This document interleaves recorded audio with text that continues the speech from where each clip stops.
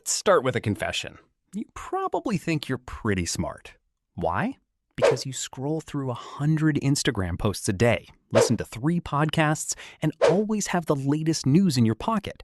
You think you're feeding your brain, right? Wrong. You're actually dumbing it down. While you think you're growing, a biological process is taking place that's rewiring your brain from an analytical powerhouse into a console for superficial consumption.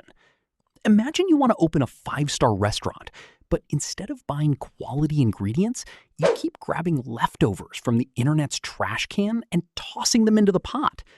What's the result? Toxic food that fills your stomach but never truly nourishes your brain.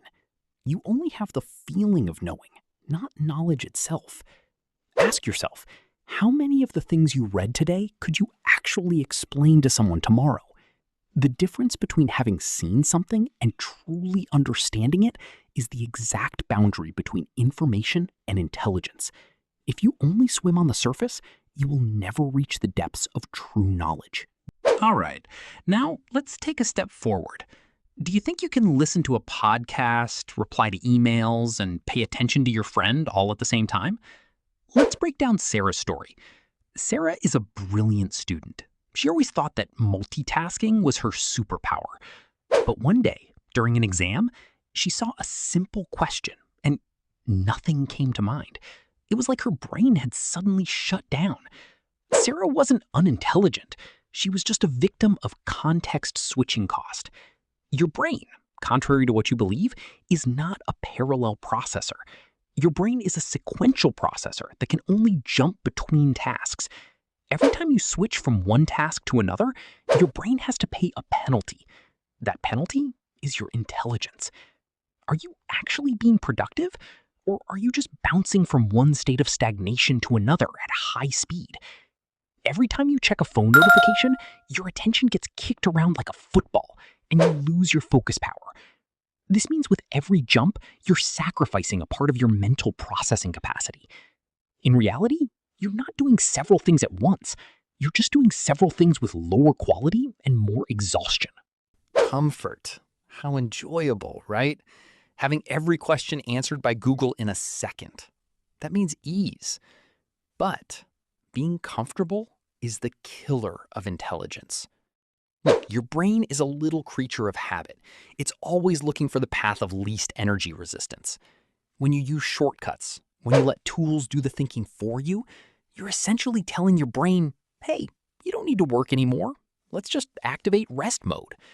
This is called cognitive ease. When something feels easy, your brain thinks it knows it. But the truth is, you're just familiar with it. This is exactly like taking the elevator to the 10th floor every single day. The day you're forced to take the stairs, your legs will give out. If you don't use the stairs of deep thinking, your intelligence muscle will atrophy. Intelligence is forged in the face of difficulty, not in the comfort of ease. If you always chase the simplest path, your brain, like an inactive muscle, will become weak and ineffective. Learn to find the joy of discovery in the struggle of thinking, not in the comfort of a quick search. But wait, the good news is that your brain has plasticity, the ability to rewire itself. So how do you rebuild your intelligence? 3 simple but challenging steps. First, the rule of digestion. After consuming important content, do nothing for 10 minutes. Just sit and think. Second, monopoly of focus. Have specific parts of your day where you do only one thing. Learn to dive deep again. And third, befriend difficulty.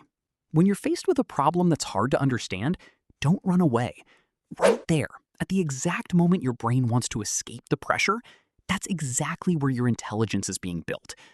Intelligence is like a garden.